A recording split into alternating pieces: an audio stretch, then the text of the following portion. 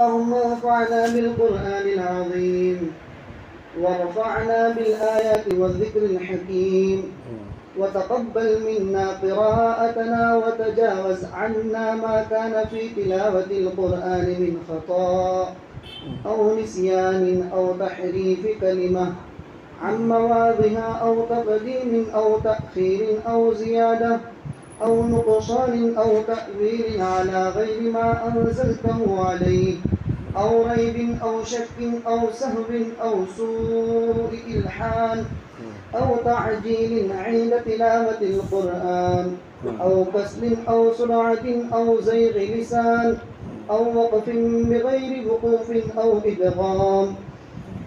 إدغام بغير مدغم أو إظهار بغير بيان أو مد أو تشهيد أو همزة أو جزم أو إعراب بغير ما كتبه أو قلة رغبة ورهبة عند آية الرحمة وآية العذاب فاغفر لنا ربنا واكتبنا مع الشاهدين. اللهم نبر قلوبنا بالقرآن وزين أخلاقنا بالقرآن ونجنا من النار بالقرآن وأدخلنا في الجنة بالقرآن. اللهم اجعل القرآن لنا في الدنيا قرينة وفي القبر مونسا وعلى الصراط نورا وفي الجنة رفيقا ومن النار سترا وحجابا وإلى الخيرات كلها دليلا. فاكتبنا على التمام وارزقنا أداء بالقلب واللسان وحب الخير والسعادة والبشارة من الإيمان. وصلى الله تعالى على خير خلقه محمد مظهر لطفه ونور عرشه سيدنا محمد وآله وأصحابه أجمعين وسلم تسليما كثيرا كثيرا.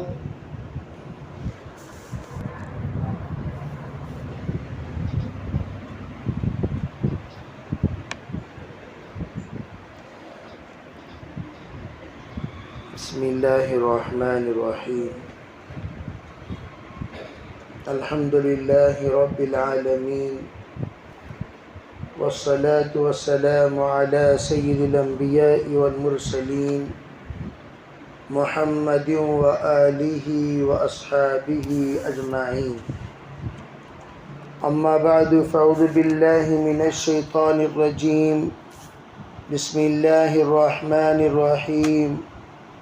ألف لام ميم ذلك الكتاب لا ريب فيه هدى للمتقين الذين يؤمنون بالغيب ويقيمون الصلاة ومما رزقناهم ينفقون. وقال الله سبحانه وتعالى شهر رمضان الذي أنزل فيه القرآن. وقال النبي صلى الله عليه وسلم القرآن شافع ومشفع. وقال الله سبحانه وتعالى وإذا قرئ القرآن فاستمعوا له. وقال عليه الصلاة والسلام من جعل أمامه قاده إلى الجنة أو كما قال عليه الصلاة والسلام. اللهم أيدنا بتأييدك اللهم أيدنا بتأييدك اللهم أيدنا بتأييدك يا رب العالمين. محترم معزز حضرات علماء کرام، حفاظ عظام، بزرگوں، بھائیوں، پردہ نشین محترم خواتین، ہم سبوں کے لیے بڑی سعادت کی بات ہے کہ اللہ جل جلالہ امن والہ نے ہمیں رمضان المبارک کا مبارک مہینہ عطا کیا، اس حال میں عطا کیا کہ ہم صحت مند ہیں، روزہ رکھنے کی ماشاءاللہ قوت اور طاقت رکھنے والے، تراویح میں قیام کرنے والے، اللہ کے حکموں کے تابعدار ہونے والے اور سحری پکانے والے، افطاری کی تیاری کرنے والے اور مردوں میں کمانے والے، نکلنے والے، محنت کرنے والے ہونے کی حالت میں اللہ نے ہمیں رمضان کی مبارک محنت اور عبادت کرنے کا موقع اور توفیق عطا فرمایا۔ این سعادت بزور بازو نیست تان بخشت خدائے بخشندہ، یہ سعادت انسان کی طاقت کے بل بوتے پر نہیں ملتی بلکہ اللہ کے طرف سے ایک عطیہ ہے، دین ہے، عنایت ہے۔ اللہ نے رمضان عطا کرنے کے بعد دو حکموں کا ہمیں مکلف بنایا، ایک روزے کا، دوسری تراویح کا۔ روزہ رکھنا فرض ہے، اس میں کوئی شک و شبہ نہیں ہے، اس میں کوئی 19-20 نہیں ہے، اس میں کوئی تردد نہیں ہے، اس میں کوئی دو رائے نہیں ہے، اس میں کوئی دو اقوال نہیں ہے۔ روزہ رکھنا فرض ہے۔ وَمَنْ شَهِدَ مِنْكُمُ الشَّهْرَ فَلْيَصُمْ، فرمایا جو بھی رمضان کا مہینہ پائے لازمی طور پر اس کو روزہ رکھنا چاہیے، روزہ رکھے۔ ماشاءاللہ ہم روزہ رکھے، اللہ کرے کہ موت تک جب ہمیں رمضان ملے ہم پابندی کے ساتھ روزہ رکھنے والے بنے۔ اگر ہم نیت کر لیں گے اللہ ہر حال میں ہمیں اپنا تابعدار اور وفادار بنائے گا۔ اسی طریقے سے حضرات علماء فرماتے ہیں، دوسری بات، اللہ تعالیٰ نے تراویح جس کو رات کا قیام کہا جاتا ہے اس کی اللہ نے توفیق ہمیں عنایت فرمائی۔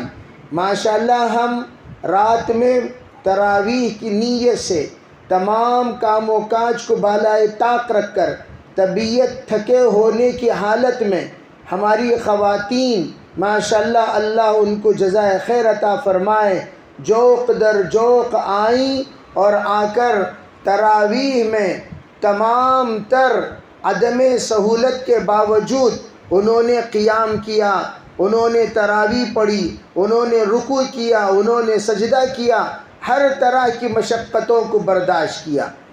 یہ اس کا اجر اللہ اپنے شائن شان ہمیں ضرور عطا کرے گا۔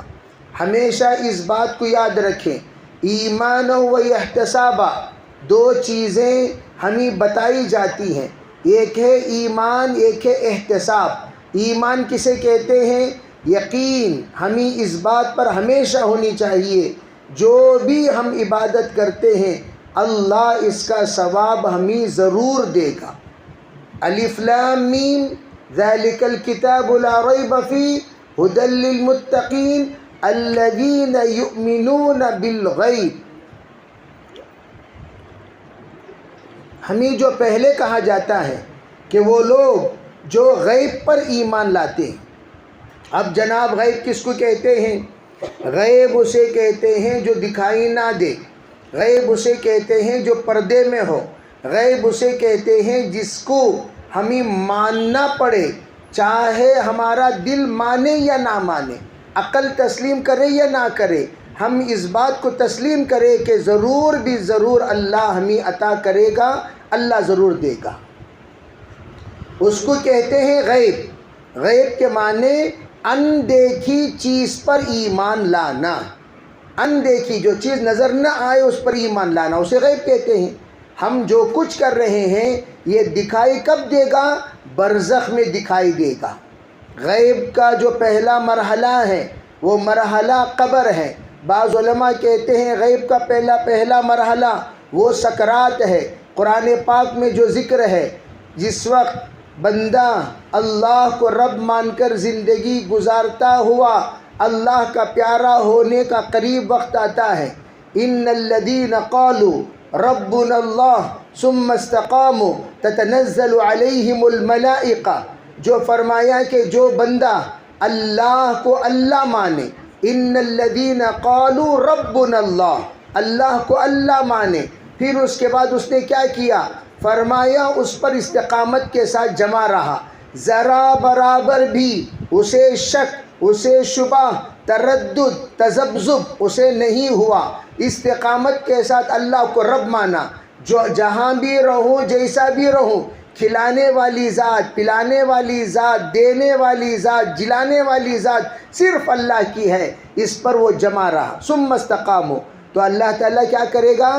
تتنزل علیہم الملائکہ، فرمایا اس کی طرف فرشتے تسلسل کے ساتھ نازل ہوں گے، فرشتے تسلسل کے ساتھ نازل ہوں گے۔ تسلسل کے معنی کیا؟ مسلسل، ایک کے پیچھے ایک۔ علماء نے عجیب بات فرمائی، زندگی میں جتنے نیک اعمال اس بندے نے کیے، ان نیک اعمال کو گلدستے کے شکل میں، خوشخبری کے شکل میں، جنت کے درجوں کے شکل میں، جنت کی نعمتوں کی شکل میں، اللہ کے طرف سے جو انعامات اس کو ملنے والے ہیں اس کی شکل میں آ کر لوگ سناتے رہیں گے، فرشتے بتاتے رہیں گے۔ ارے تم نے نماز پڑھی، نماز کے بدلے میں اللہ نے یہ دے رہا ہے۔ تم لوگ روزہ رکھے، روزے کے بدلے میں اللہ یہ دے رہا ہے۔ تم لوگوں نے تراویح پڑھی، تراویح کے بدلے میں اللہ تمہیں یہ دے رہا ہے۔ تم نے ذکر کیا، ذکر کے بدلے میں اللہ یہ دے رہا ہے۔ تتنزل علیہم الملائکہ، اللہ کے طرف سے فرشتے مسلسل نازل ہوں گے، اور نازل ہو کر کیا کہیں گے؟ اللہ تخافو، تم نے جو کچھ اپنی زندگی میں نیک اعمال کیا ہے اس کا بدلہ لینے کا وقت آ گیا، ڈرو مت، گھبراؤ مت، پریشان مت ہوا کرو، اللہ کے طرف سے نعمتوں کا سلسلہ شروع ہونے والا ہے۔ ولا تحزنوا، جو کچھ پچھلے ایام گزر چکے ہیں ان ایام میں آپ کو دو طرح کا غم ہوگا۔ نیک لوگ ہوں گے، نیکی کی کمی کا غم ہوگا۔ اگر بد ہوگا، یعنی اس نے نیکی میں کوئی کوتاہی کی ہوگی تو اسے کوتاہی کا حزن ہوگا۔ لیکن وہ بندہ جو کچھ بھی اپنی زندگی میں کوتاہی کر چکا، وہ اللہ کے سامنے موت کے وقت میں معافی مانگ کر، ہر طرح کے توبہ اور استغفار سے فارغ ہو کر جب مرنے کا وقت قریب آتا ہے، فرشتے آ کر یوں کہیں گے ٹینشن مت لیا کرو، ہم لوگ تمہارے ساتھ ہیں۔ تمہیں ایک افسوس ہے، کس بات کا افسوس؟ اپنے گھر کو چھوڑنے کا، اپنے وطن کو چھوڑنے کا، اپنے پریوار کو چھوڑنے کا۔ ہمیشہ تم لوگوں کے چھوڑنے کے سلسلے میں جو غم کیے ہوئے رہتے تھے، آج وہ غم کرنے کی ضرورت نہیں۔ نحن اولیاؤکم، اللہ اکبر، اس کی عجیب وضاحت علماء نے فرمائی۔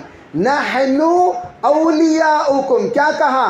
اب تو ہمارے پاس آ رہا ہے، ہم تیرے دوست ہیں، اور دوست دوست کا خیال رکھتا ہے، اسے پیاس لگنے نہیں دیتا، اسے تھکنے نہیں دیتا، اسے بھوک لگنے نہیں دیتا، اسے پریشان ہونے نہیں دیتا، اس کا سکھ میں، اس کے دکھ میں ساتھ رہتا ہے۔ نحن اولیاؤکم، تجھے گھبرانے کی ضرورت نہیں، ہم تیرے ساتھ ہیں۔ تو یہ نہ سوچ برزخ میں میرے ساتھ کون آئے گا، قبر میں میرے ساتھ کون آئے گا، حشر میں میرے ساتھ کون آئے گا، پل صراط میں میرے ساتھ کون آئے گا، اب میں مر کے قبر میں اکیلا تنہا سوؤں گا، میرے ساتھ کون آئے گا، ٹینشن نہ لے۔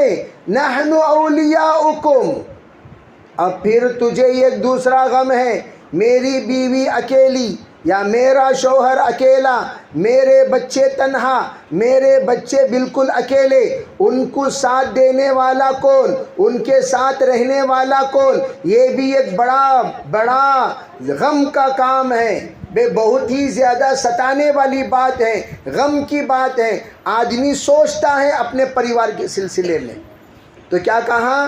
نحن اولیاؤکم، ہم لوگ تیرے بھی ساتھی ہیں، اور تو جن کو چھوڑ کر آ رہا ہے ان کے بھی ہم ساتھی ہیں، تو جن کو چھوڑ کر آ رہا ہے ان کے بھی ہم ساتھی ہیں، تجھے پریشان ہونے کی ضرورت نہیں۔ نحن اولیاؤکم فی الحیات الدنیا، کیا مطلب؟ تو نے ہمیں دوست بنا کر جیا، آج ہم اپنی دوستی نبھائیں گے۔ اللہ کرے کہ ہمیں اللہ کو دوست بنانے کا مزہ محسوس ہو۔ سب کو تو دوست بناتے ہیں، لیکن اللہ کو اب تک دوست بنانے کا مزہ اور لذت ہم نے محسوس نہیں کیا۔ علماء فرماتے ہیں جو بندہ اللہ کو دوست بنا لیا زندگی میں کسی موقع پر غمگین نہیں ہو سکتا، کبھی نہیں۔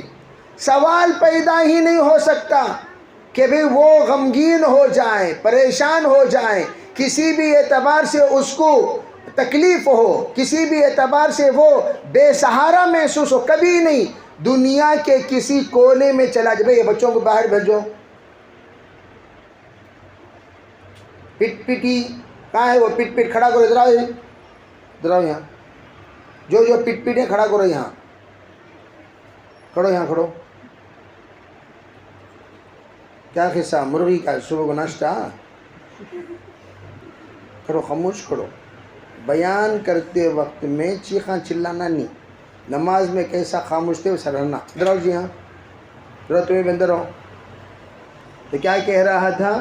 نحن اولیاؤکم فی الحیات الدنیا وفی الآخرہ، ہم تمہارے دوست ہیں دنیا میں اور آخرت میں، یعنی دنیا میں بھی ہم تمہارے دوست تھے، تم ہمیشہ ہر دکھ میں، ہر درد میں تم نے ہمیں یاد کیا۔ ارے آج کل ہم لوگ کیا کرتے ہیں؟ سب سے بڑی کمی اس وقت مسلمانوں کی یہ ہے، ہم اللہ کو یاد نہیں کرتے۔ فوراً دوست کو فون کرتے ہیں، کہاں ہیں بھی تمہیں کہاں ہیں؟ انہیں ایک سکرات کی کیا مدد کرے گا؟ فقیر کی کیا مدد کرے گا؟ غریب کی کیا مدد کرے گا؟ کمزور کی کیا مدد کرے گا؟ اپاہج کی کیا مدد کرے گا؟ دنیا میں اگر جائزہ لیا جائے، ارے یہ خود محتاج ہے، دوسرا محتاج، یہ مدد کیا کرے گا؟ اللہ کہتے ہیں تو نے کیا کیا تھا؟ کسی کو نہیں پکارتا تھا، جب بھی کوئی مسئلہ آتا تھا تو ہمیں پکارا کرتا تھا۔ نحن اولیاؤکم، لوگ اس آیت کی سرسری ترجمہ کرتے ہوئے آگے بڑھ جاتے ہیں، پوری دنیا کی طاقت کو سمجھانے کے لیے یہ آیت کافی ہے۔ نحن اولیاؤکم، ہم تمہارے دوست تھے، کہاں؟ فی الدنیا، دنیا میں، ہمیشہ تم ہمیں یاد کرتے تھے۔ چنانچہ حدیث پاک میں کیا ہے؟ لا تقوم الساعہ حتی یقال فی الارض اللہ اللہ۔ عجیب ترجمہ علماء نے کہا، ہر ایک انسان پر قیامت مختلف قسم سے ٹوٹ پڑتی ہے۔ قیامت سے مراد وہی قیامت نہیں جو آخری میں آئے گی، جس کے بعد دنیا ختم ہو جائے گا۔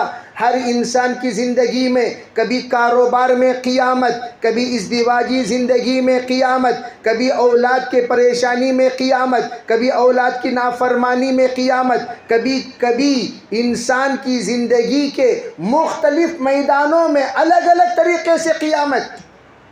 نوکری کے اعتبار سے، چاکری کے اعتبار سے، صحت کے اعتبار سے، گھر کے اعتبار سے، آمدنی کے اعتبار سے، کمائی کے اعتبار سے، رشتہ داروں کے اعتبار سے، ملنے جلنے والوں کے اعتبار سے قیامت مختلف قسم کی آتی ہے، کبھی اپنوں سے، کبھی پرائیوں سے۔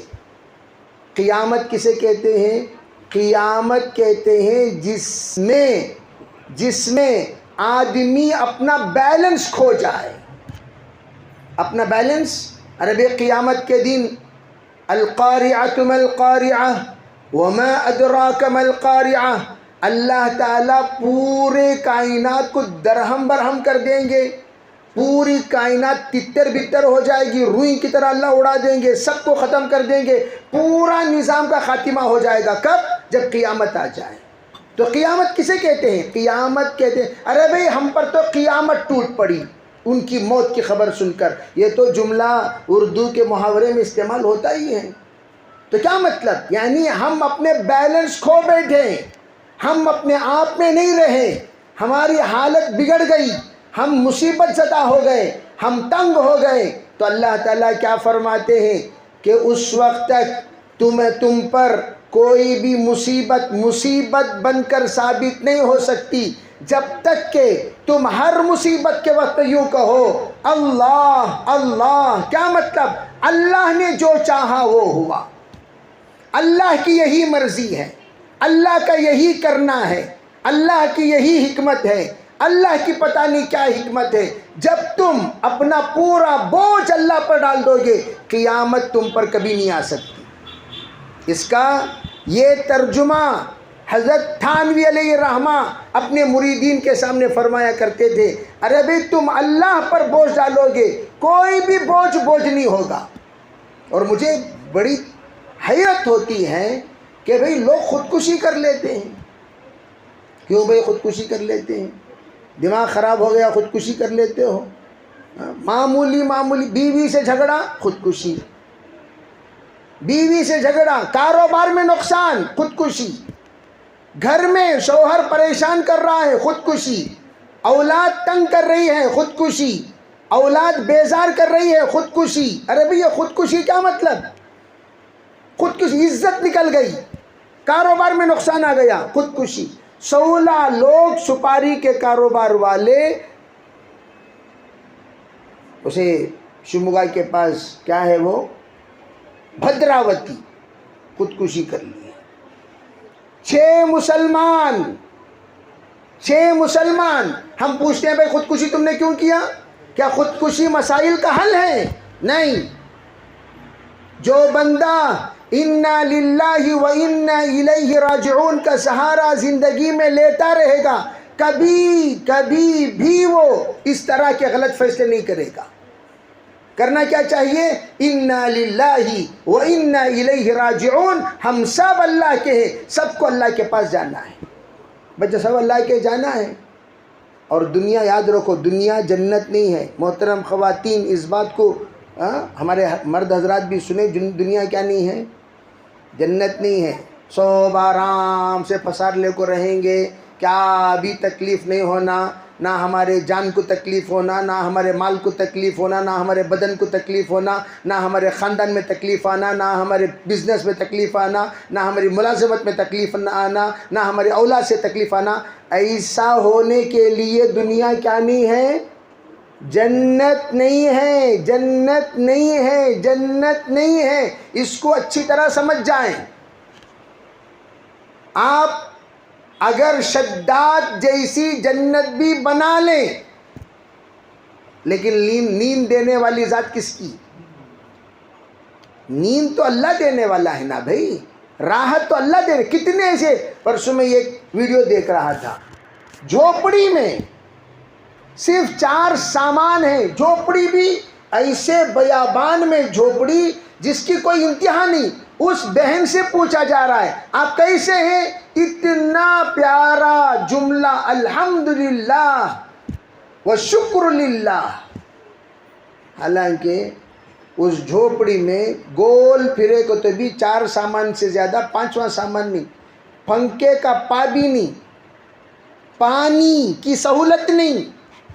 پھر بھی میں نے خود یمن میں دیکھا، یمن میں یہ خاتون خچر پر دو طرف کینوں میں باقاعدہ پانی بھر کے وہ خچر کے اوپر چلتے ہوئے گھر پہنچ رہی ہے، لیکن اس بندی کا لباس ٹوٹلی پردے والا، ہاتھ میں گلوز، چہرے پر پردہ، پیر میں باقاعدہ موزہ لگا کر وہ اللہ کی بندی پہاڑ پر جا رہی ہے۔ تو اللہ کا ڈر کتنا ہے دیکھیے دنیا میں آج۔ اور ہمیں لوگوں کی زبان میں اکثر ناشکری، وہ کیا غلیظ عادت کی ہمارے اللہ کچھ معلوم۔ یہ ناشکری کی غلاظت پہلے ختم کرو۔ جب تک ناشکری رہے گی تباہی ہمیشہ رہے گی۔ بلے بھائی لیتے رہو، سب نپنو دے ساس سے چل جائیے تو آ رہا سو جزاک اللہ لیتے رہو۔ ساس کے گھر میں ہمیشہ نخرہ کرنا سو، کسی گھر میں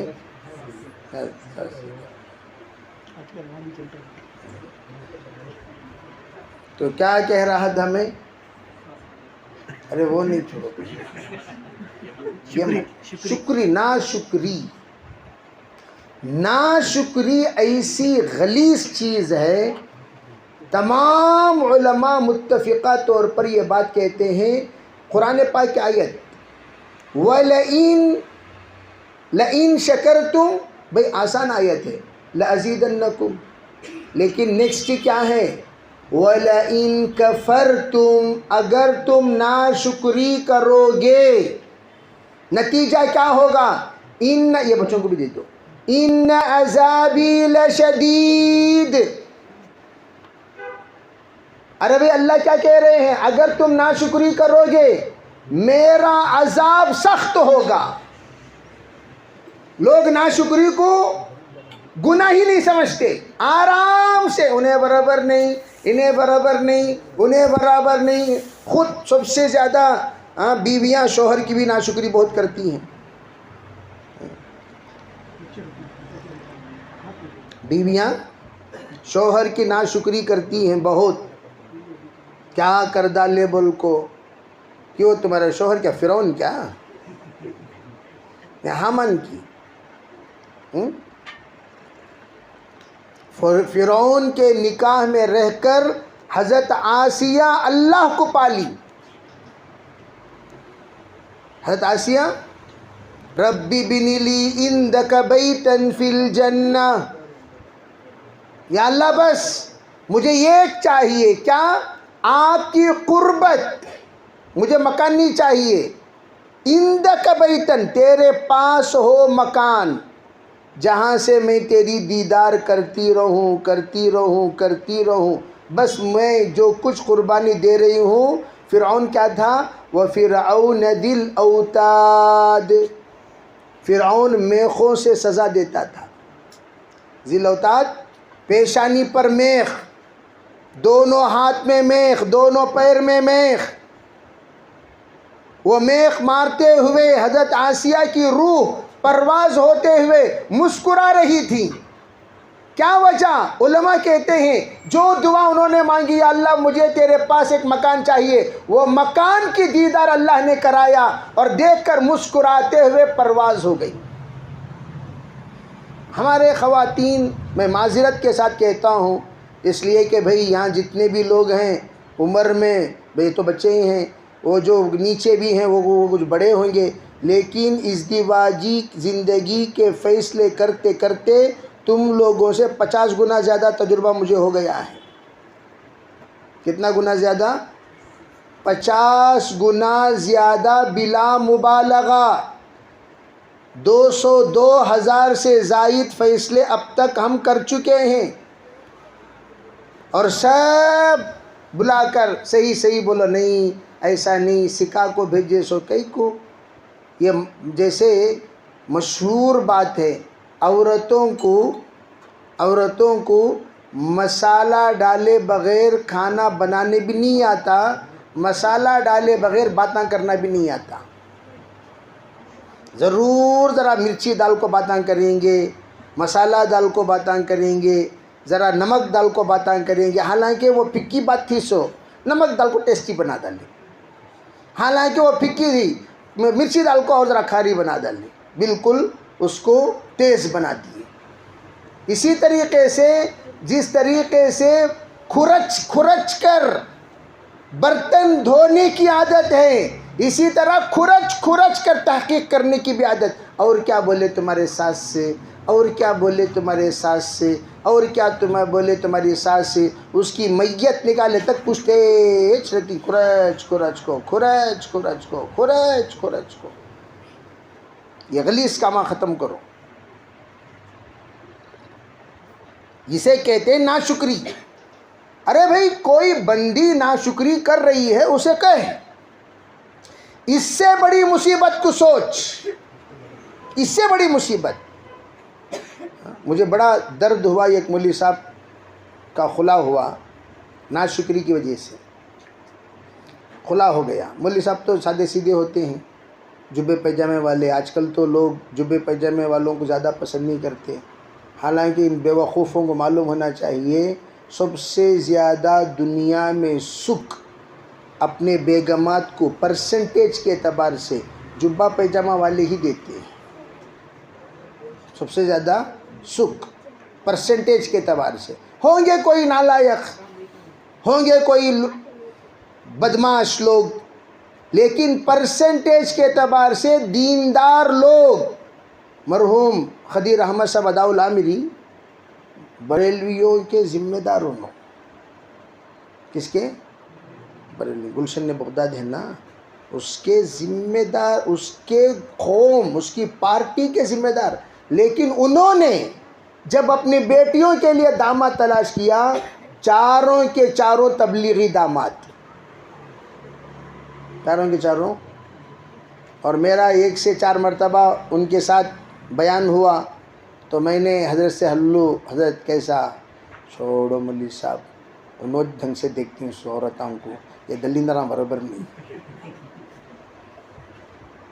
بچی کو اگر حفاظت کے ساتھ، عزت کے ساتھ اس کا مقام دے کر دیکھنے والے ہیں تو وہ دیندار لوگ ہیں. حضرت نے صاف کہا. اور یہ لوگ یہ پہلے دن لے جا کر درگاہ میں کھڑا کر دیں گے، پہلے ہی لے جا کر بے پردہ کر دیں گے، بے حیا کر دیں گے، بے شرم کر دیں گے. غیر غیرت لوگ میری بچی پر ہاتھ رکھے، یہ مجھے برداشت نہیں. حالانکہ وہ خود اسی طبقے کے. میں بتانا یہ چاہتا ہوں، اس دین چھوڑو گے، بے دینی میں مزہ نہیں، بے دینی میں سزا ہی سزا ہے. کیوں؟ پناہ گاہ ہی نہیں ہے. دین میں ہر مسئلے کا پناہ ہے. فوراً ہر ایک انسان دیندار یہ سمجھ جائے گا، مجھے، میرے لیے پناہ اللہ ہے، میرے لیے پناہ نماز ہے، میرے لیے پناہ ذکر ہے، میرے لیے پناہ قرآن ہے، میرے لیے پناہ اللہ کا راستہ، میرے لیے پناہ دینداری. تو پناہ گاہ دین میں بہت ساری ہے، لیکن دنیا میں کوئی پناہ گاہ نہیں. آخر میں جا کر خودکشی کر لیتے. اللہ سب کی حفاظت فرمائے. اس لیے رمضان آیا، ہم سب کو دیندار بنانے کے لیے آیا. ماشاءاللہ رمضان کی برکت سے اللہ کا فضل، ہم نمازی بنے، ذکر والے بنے، دعا والے بنے، فکر والے بنے، بیان سننے والے بنے، بیان سمجھنے والے بنے. تو آج ختم قرآن پر ماشاءاللہ ہم سب دعا کی قبولیت کے لیے یہاں حاضر ہوئے ہیں.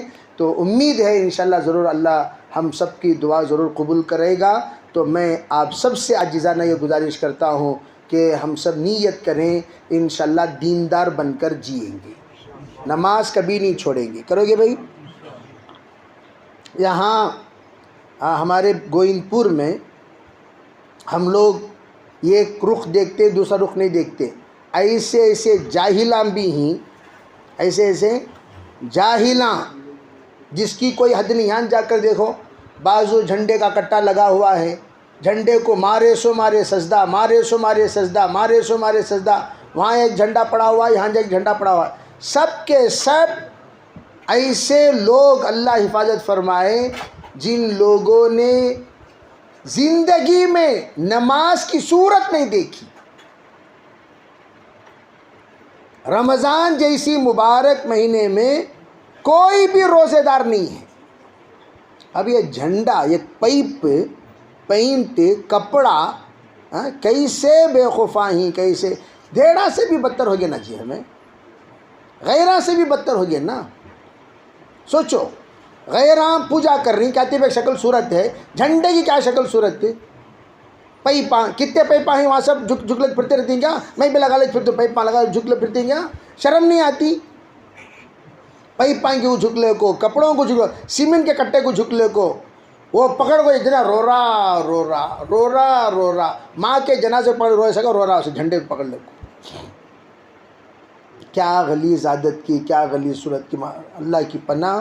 اس لیے میں خواتین سے کہتا ہوں، دعوت کی محنت سب سے بڑی رحمت. اس محنت میں لگنا بھی ہے، لگانا بھی ہے، تاکہ ہماری تربیت ہو. اور اس کے لیے جو اجتماعی تعلیم ہے وہ سب کے سب میں شرکت ہماری خواتین کرتی رہیں. جہاں جہاں تعلیم کے حلقوں کا نظام بنایا گیا، جیسے ہمارے گھر میں ہر اتوار کو تعلیم کا حلقہ لگتا ہے. اور اس کے ساتھ میں ہمیشہ کہا کرتا ہوں، ایک ہے فضائل کی تعلیم، ایک ہے مسائل کی تعلیم. فضائل کی تعلیم کام کرنے کی ترغیب کے لیے ہے، مسائل کی تعلیم کام کو اللہ کے پاس مقبول بنانے کے لیے ہے. اگر آپ کو نماز پڑھنے کی ترغیب ہو گئی، نماز پڑھنے والے بن گئے، لیکن نماز کیسے پڑھنا اگر پتہ نہ چلے تو نماز مردود ہو جائے گی. نماز کیا ہوگی؟ جیسے ایک صاحب سجدے سہو کیے، ان کو پوچھے، ماموں تمہیں نماز پڑھائے نہ اچھیش نہ پڑھائے کئی کو ماں مسجدے سو کرے نہیں با وضو نے سو پڑھا دل لیا.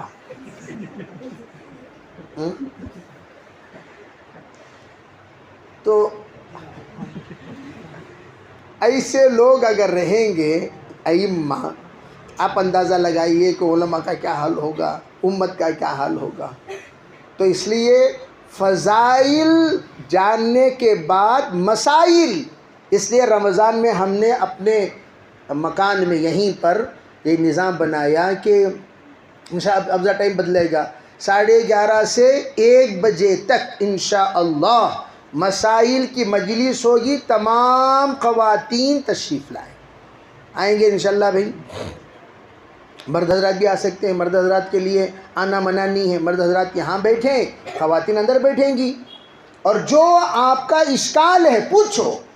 عورتوں کا فتویٰ 6 مہینے تک بچے کا پیشاب پاک کے پنیر لگا سکا لگا لی پھرتے رہتی. بچے کا پیشاب پیدا ہونے کے بعد کا ہو یا بڑا بچے کا ہو، سب کا حکم ایک. بکری کا پیشاب ہو، گائے کا پیشاب ہو، بیل کا پیشاب ہو، کسی کا بھی پیشاب ہو، سب کا پیشاب کا حکم ایک. استنزہوا من البول، حضور نے فرمایا پیشاب سے بچو. فإن عامة العذاب القبر منه، اس لیے کہ اسی سے عذاب قبر زیادہ سے زیادہ ہوا کرتے. پیشاب سے بچو. اور ہمارے خواتین پاکی کا لحاظ، میں ہمیشہ کہا کرتا ہوں بھئی ہمارے خواتین اتنا زیادہ پاکی کا لحاظ رکھے، صحن جتنا پاک ہوگا اتنی برکتیں گھروں کو آئے گی. اور غیروں کے اندر وہ عادت ہے. تمل ناڈو میں کولم ڈالتی ہیں، کولم باہر پانی چھڑک کو جھاڑو لگا کر اچھی طریقے سے پانی چھڑک کر باہر ڈیکوریشن کرتے ہیں، خوبصورت نقشہ ڈالتے ہیں نہیں ڈالتے، تاکہ باہر کا صحن اچھا رہے، خوبصورت رہے. اور ہمارے یہاں جس کا حکم اللہ کے رسول علیہ السلام نے فرمایا نظفوا افنیتکم، اپنے گھر کے باہر کا صحن پاک رکھو، اس کے ذریعے سے برکتیں نازل ہوں گی. حضور نے جس امت کو حکم دیا وہ لوگ نہیں کرتے، باہر گندہ رہتا ہے. تو اس کے لیے خاص طور پر ہمارے خواتین پاکی کا لحاظ رکھیں، برکتوں کا دروازہ ہے. اور پاکی کے ساتھ 2 باتوں کا خیال رکھیں. سب سے پہلی بات، ہمارے گھر کو قبرستان مت بناؤ. گھر قبرستان اس گھر کو کہا جاتا ہے جس میں 5 کام نہ ہو. نمبر 1 نماز نہ ہو، ذکر نہ ہو، تلاوت نہ ہو، اسے کہتے ہیں قبرستان. نمبر 2 جس گھر میں اکرام نہ ہو اسے کہتے ہیں قبرستان. قبرستان میں آج تک کون بھی کس کا بھی اکرام کرے نہیں، جاتے ہی آئیے آئیے آئیے گھر کو مرحومین ویلکم کرے. کیا انہوں ویلکم کرے گا تو دوبارہ جاتے نہیں کون بھی وہاں. کون سی گرفتاری ماموں آؤ کو آؤ گھر بولا لینا، خواب میں چاہو کو آؤ بولے تو سوتے نہیں لوگ. جیسے ماسٹر عبدالغفور ایک تھے بیچارے، وہ ہمیشہ ان کی عادت تھی، اسکول قبرستان کے بازو تھا، جاتے جاتے بیچارے ہمیشہ چپل گپل چھوڑ کو السلام علیکم یا اہل القبور بول کر جاتے تھے. کئی دنوں سے یہ معمول تھا، کئی سالوں سے. یہ چھوٹے پڑنا ہے نا، اللہ بچانا ان کو، اللہ بچانا.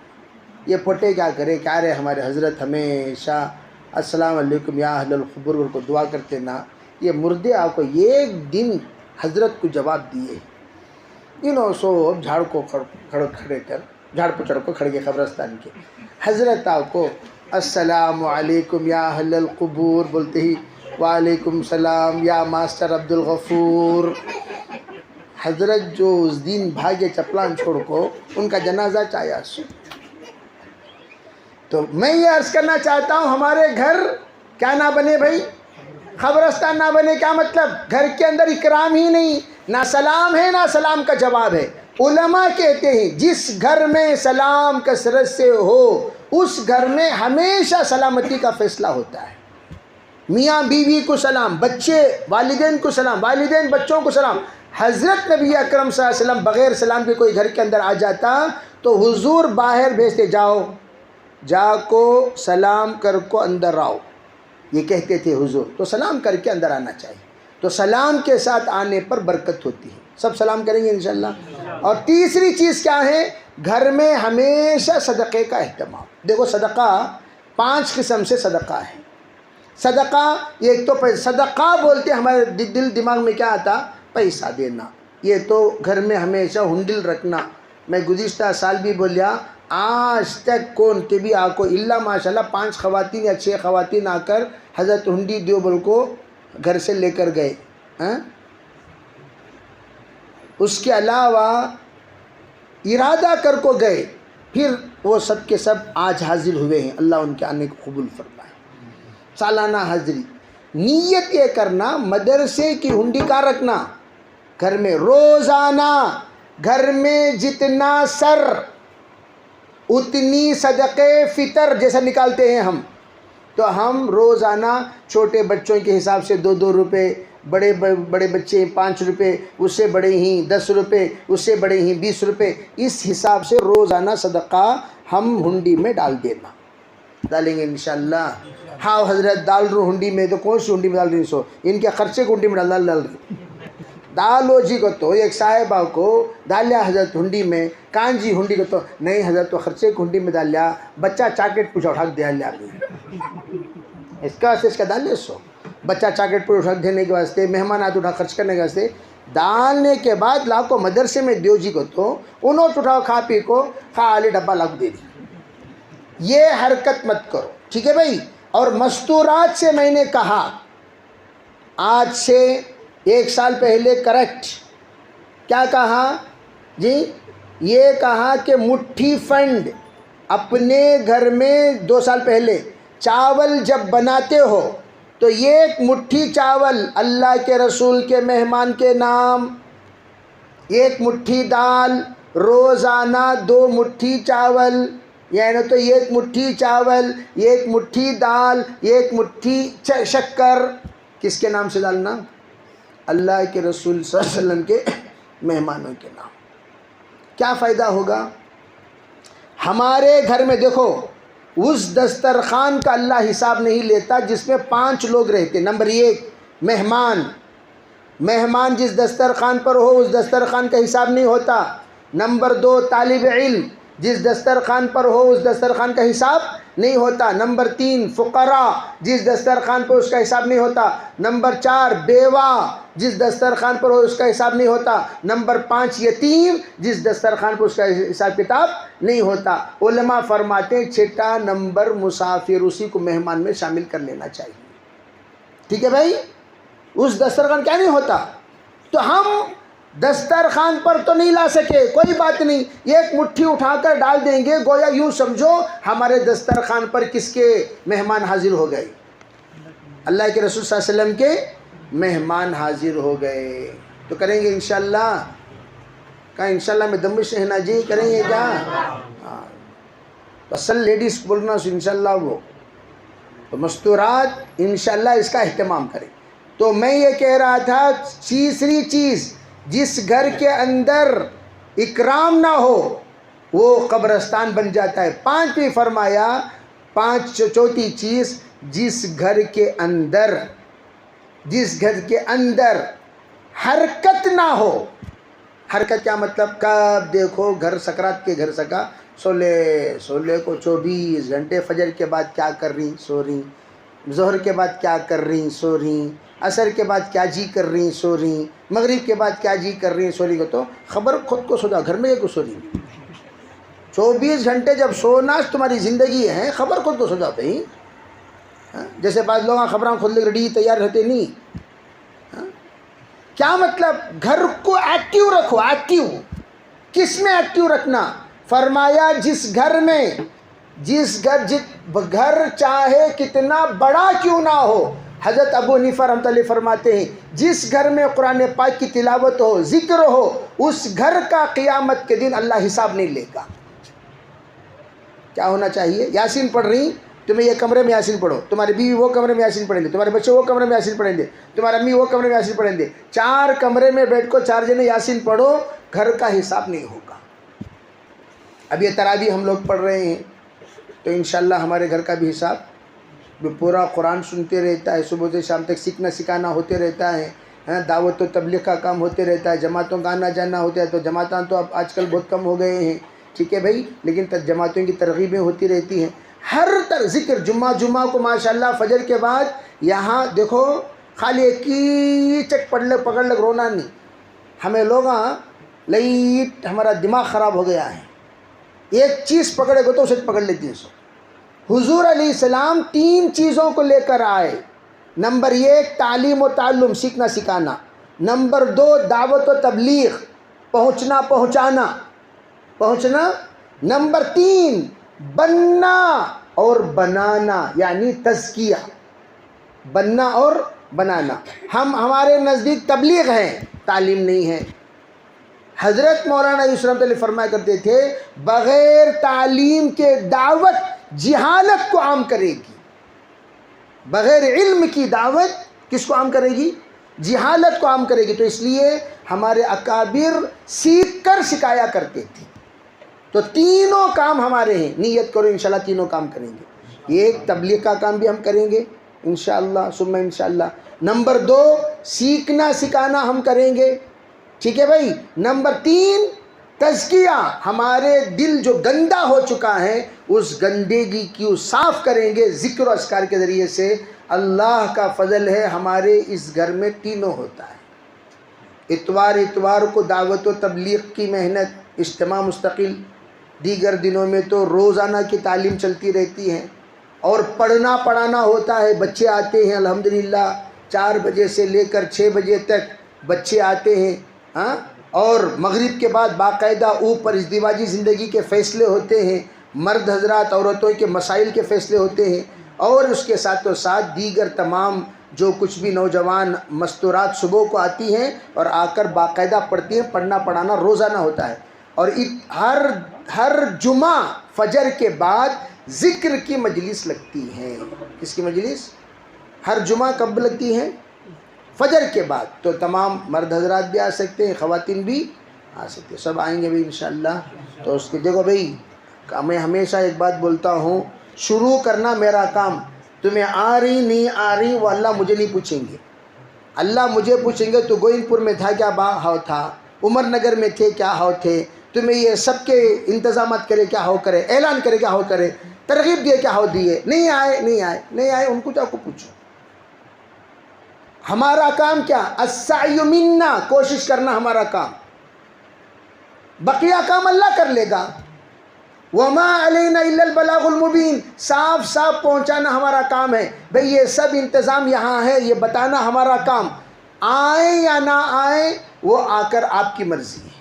تو ہم یہ بات کہہ دیتے ہیں، دیکھو الحمدللہ یہاں پر سب چیزوں کا انتظام ہے، آپ آئیں اور استفادہ ہوں۔ اور اسی کے ساتھ آخر میں ایک بات یہ عرض کرنا چاہتا ہوں، ماشاءاللہ تمام مرد حضرات خواتین آئی ہوئی ہیں۔ ہمارا مدرسہ الجامعہ مرکز العلوم ہگڑے نگر میں ہے، ایک مدرسہ تو یہاں ہے مرکز التعلیم و تربیہ، وہ یہاں ہے، اور تیسرے کلاس میں ماشاءاللہ لڑکیوں کے لیے، چھوٹی بچیوں کے لیے حفظ کا نظام ہے، بڑے چھوٹی بچوں کے لیے مکتب بھی ہے 3rd کلاس میں بھی، اور بڑی عورتوں کے لیے نظم ہے، اور چھوٹی بچیوں کے لیے حفظ کا نظام ہے اسکول کے ساتھ۔ بہت سارے لوگ علاقے میں پریشان رہتے ہیں، ہماری بچیاں قرآن پاک ماشاءاللہ ختم کر چکی، نیکسٹ کیا کرنا؟ ارے بھئی ناظرہ ختم کر لیے، اب ان بچوں کو حفظ کراؤ۔ تو ماشاءاللہ 3rd کلاس میں باقاعدہ حافظہ سلمہ موجود ہیں۔ یہاں پر صوفی مولانا انعام اللہ صاحب مد ذلہ تشریف فرما ہیں، قاسمی، تو ماشاءاللہ وہاں پر ان کا نظامت ہے۔ تو وہاں میں عرض کرنا چاہتا ہوں، وہاں بچیوں کو لے جائیں اور جمع کر وہاں اپنے بچیوں کو چھوٹی چھوٹی صورتیں یاد کرتے کرتے انشاءاللہ ہماری بچیاں، بعض بچیاں 6 مہینے میں حافظہ ہو گئی، ایسی ذہین بچیاں ہیں گھر میں ہمارے، ہمیں خود پتہ نہیں ہے۔ تو اس لیے بچیوں کو ضائع نہ کریں۔ 1.5 سال میں بہت ساری حافظہ ہو گئی، لاک ڈاؤن میں بہت ساری حافظہ، میرے شاگرد کی ایک بیٹی ہے، اس کی عمر 7 سال ہے، لاک ڈاؤن میں 8 مہینے میں حافظہ ہو گئی۔ تو اس کا مطلب کیا؟ بچوں کے اندر خوبیاں ہیں، اسے ہم استعمال نہ کرنے کی وجہ سے بچے ویسے ہی رہ جاتے ہیں۔ اس لیے میں عرض کرنا چاہتا ہوں کہ سب نیت کریں انشاءاللہ۔ ہم سب تو آپ حضرات سے گزارش ہے کہ ہماری اس مدرسے کے لیے باقاعدہ اصولی بھی ہوتی ہے. اصولی کا مطلب ارے بھئی چندے کا ایک نظام جو جن کے اوپر زکوٰۃ ہے صدقات ہے عطیات ہے. ماہانہ بھی ماشاءاللہ ہمارے محلے میں کچھ ساتھی ہیں ماہانہ ایک موٹا چاول مدرسے کو ہمیشہ دیتے ہیں. کئی ساتھی ہیں جو 1000 روپے، کئی ساتھی 1500 روپے ماہانہ انہوں نے نظام بنایا. تو ہم بھی نظام بنائے ماہانہ نظام اور سالانہ نظام. ایک ہے رمضان میں دیکھو ہمیشہ کام کیے ہے 100 مدرسہ. ایک مدرسے کو نیل سندر والے زبردست چندہ کیے، 14 لاکھ روپے چندہ کر کو دیے. دل میں دائیا پیدا ہوا چلو بھی وہ مدرسہ ذرا دیکھیں گے. 14 لاکھ روپے چندہ کر کو دینا. اب وہ بیچارے مدرسے کو سفر کر کو یہاں سے گئے بہار میں. میں اس لیے کارگزار سنا رہا ہوں تاکہ آپ کو حقیقت کا پتہ چلے. بہار میں جا کو دیکھے تو 70 بچے کو بولے نا کام بچہ چکن بھی دکھ رہا نہیں کیا قصہ. جا کو تلاش کرے بہت مشکل سے جا کو وہ ایڈریس پکڑے. جا دیکھے تو ایک حضرت تھیں، 4 بچے ہیں، اس کے علاوہ دیگر تمام مخلوقات ہیں. انہوں پوچھے السلام علیکم السلام یہ کا وہ گاؤں ہاؤ یہ مدرسہ کر کو بولتے نا وچ کا ہاں کبھی یہاں مدرسہ رہتا تھا. اور میں بولے اچھا اب آج کل تو فلاں وہ ہمارا بیٹا ہی ہے وہ مدرسے کے ذمہ دار تھا. وہ چندہ وندہ کرتا بیچارے انہوں سادے سیدھے مولوی صاحب انہوں صاف بول ڈالے. پھر اس کے بعد جب پوچھے تو انہوں نے کیا کہا کہ اس وقت انہوں نے جو کہا 70 بچے ہیں وہ یہ بکری کے بچے بھی مرغی کے چوزے. ان کو آپ کو کیا بولے انہوں جھوٹ نہیں بولے. 70 بچے ہیں انسانوں کے بچے کو بولے کیا وہ بھی بچے نا. ان کو گھاس ڈالنا ان کو یہ ڈالنا ان کو وہ ڈالنا ان کے واسطے نظام بنانا ان کو چرانا گرانا وہ سب ذمہ داریاں نہیں ہیں کیا. لوگ آپ کو سر کوٹ لے یہاں کیسے بے خوفا ہے نا بھی ہمیں. میں اس لیے شرافت سے یہاں بازو زندے آدمیاں تمہارے سامنے بول رہی. یہ مدرسہ قریب ہے ہگڑے نگر میں، یہاں بھی چل رہا وہاں بھی چل رہا ادھر بھی چل رہا ادھر بھی چل رہا. تمہاری رقموں کو یہاں لگا کر 3 چیزیں حاصل کرو. نمبر 1 دین کے تحفظ میں تمہارا حصہ ہو جائے گا، قرآن کی تشہیر میں تمہارا حصہ ہو جائے گا، اور پھر مہمانان رسول کی مدد میں تمہارا حصہ ہو جائے گا. اور سب سے بڑی بات تم زکوٰۃ ہی دے رہے ہو، مر کر خبر میں چلے جاؤ گے لیکن اللہ تمہیں اس کا ثواب تا قیامت پہنچاتا رہے گا. سمجھے بھائی؟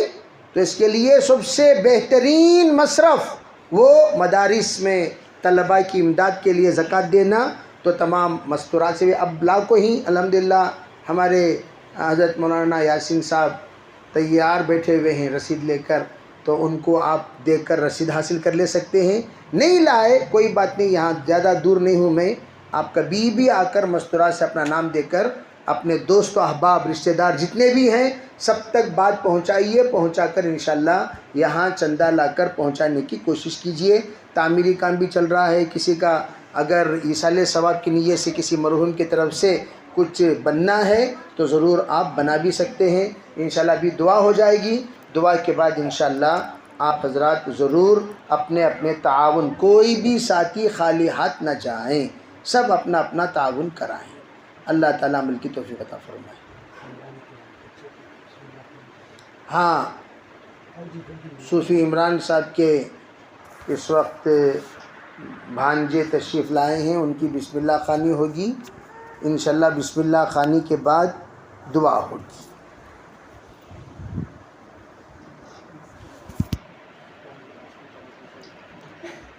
ماشاءاللہ بیٹھ جاؤ، ماموں کے ساتھ میں بیٹھ جاؤ.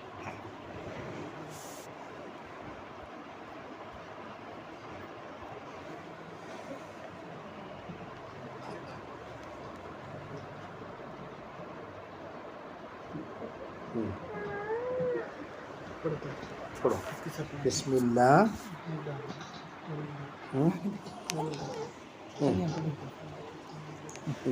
بسم اللہ بسم اللہ پڑھو.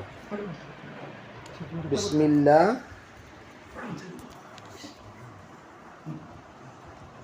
پڑھو بسم اللہ. گود میں بڑھا لو, آرام سے بڑھا لو. کیا جی انجیکشن دیا سکتا ہے نا.